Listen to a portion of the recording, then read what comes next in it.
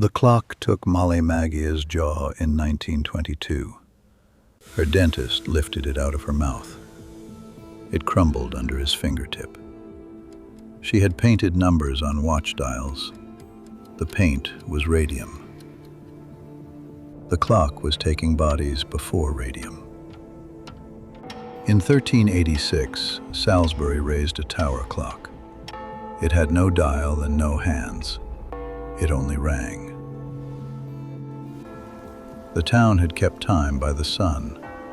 A sundial belongs to anyone standing near it. It cannot be moved. A bell can be. Salisbury Cathedral still keeps the machine. It has struck 500 million times. There has never been a face on it. It was not built to be read. The hour had stopped being information. It had become an order. Benedictines' houses cut the day into 8 offices of prayer: matins, lauds, prime, terce, sext, none, vespers, compline. A monk who slept through matins answered for it in chapter. The bell did not report the hour. It summoned the body. The Latin word for a bell is cloca. That is where the word clock comes from. A sundial had no keeper. The tower had one. He knew the hour.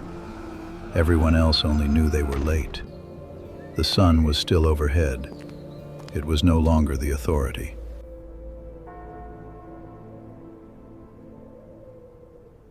In 1850, a Dundee spinner named James Miles published his childhood.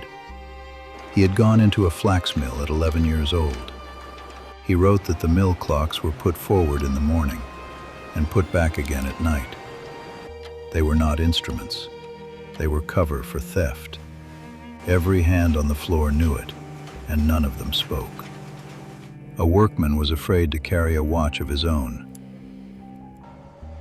Owning one could get him dismissed for knowing too much about horology. An English factory inspector did the arithmetic on paper. 15 minutes taken before 6 in the morning, 15 after 6 at night, 10 minutes off breakfast, 20 off dinner, 340 minutes every week, 27 unpaid working days a year from people paid by the hour. The inspectors had a phrase for it: petty pilferings of minutes. Before 1883, every American town kept its own noon by the sun. The railways were running on more than 50 different times at once. On the 18th of November, they abolished all of them. There was no vote in Congress and no signature from a president. The new time went out over the telegraph wires at noon. Clocks that had already struck noon were set back to strike it again. One Indianapolis paper wrote that the sun no longer bossed the job. People wrote to the newspapers that they had been robbed of daylight. Detroit kept its own clocks until 1900.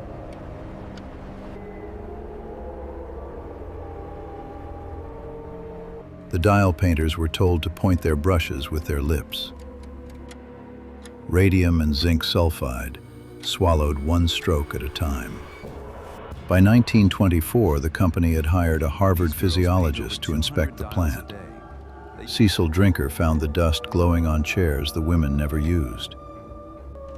Their hair glowed. Their underclothes glowed. The company forbade him to publish and threatened to sue him.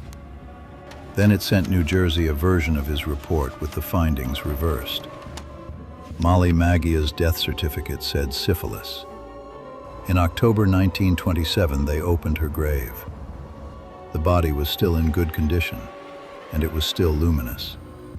Every piece of tissue and bone they tested was radioactive. Grace Fryer could not lift her arm to take the oath in court. She died in 1933 at 34. Radium loses half its strength in 1600 years. The paint stayed in wristwatches into the 1960s. The companies are gone. The lawyers are gone. In New Jersey, the bone is still counting. The stolen minute is still on the wall. None of it was ever given back.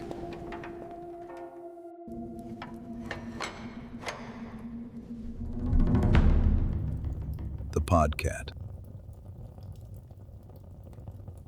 Subscribe.